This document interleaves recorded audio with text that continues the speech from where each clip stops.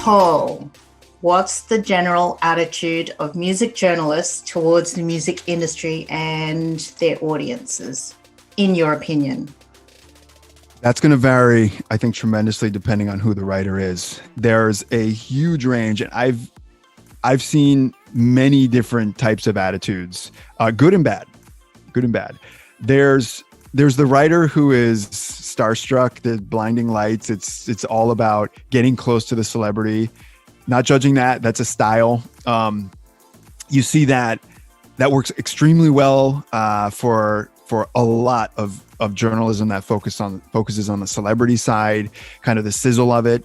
And for that writer, it's just a joy to get as close as they can to the action.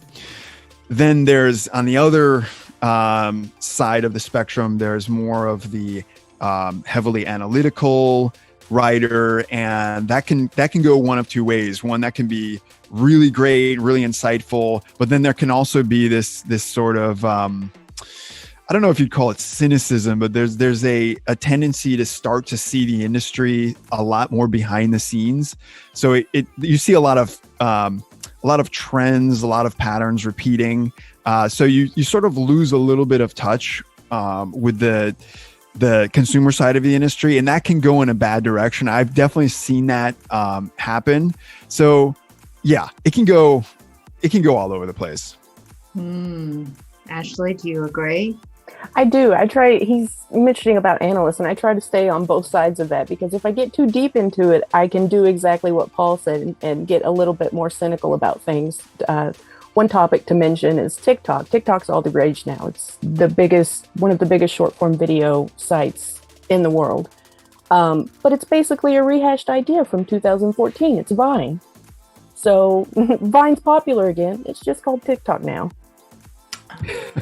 Well, I'm sad for Vine then. It got knocked out. Did it to themselves. Mm-hmm. Okay.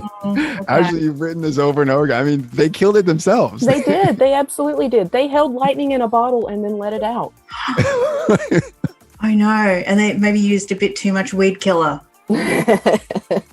What's so crazy about this, Ashley, I don't understand. You really helped me see that point in just absolute clarity. I was in Hollywood. I went to a show, and I went to Swingers Diner in Hollywood, RIP. I think they closed down.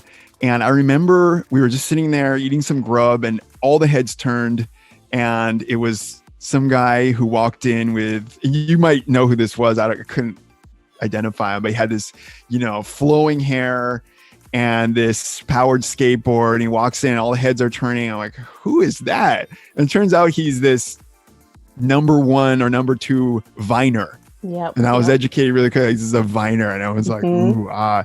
And it's not like that really stuck in my head, because it's not as if Vine wasn't getting tons of traction. There were Vine celebrities out there. And when they closed down Vine, there were archive sites. It was like the death of a relative for a lot of people.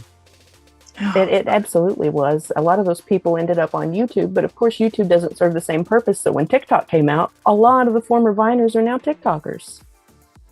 Oh, okay. Well, they just hopped across to the next Vine.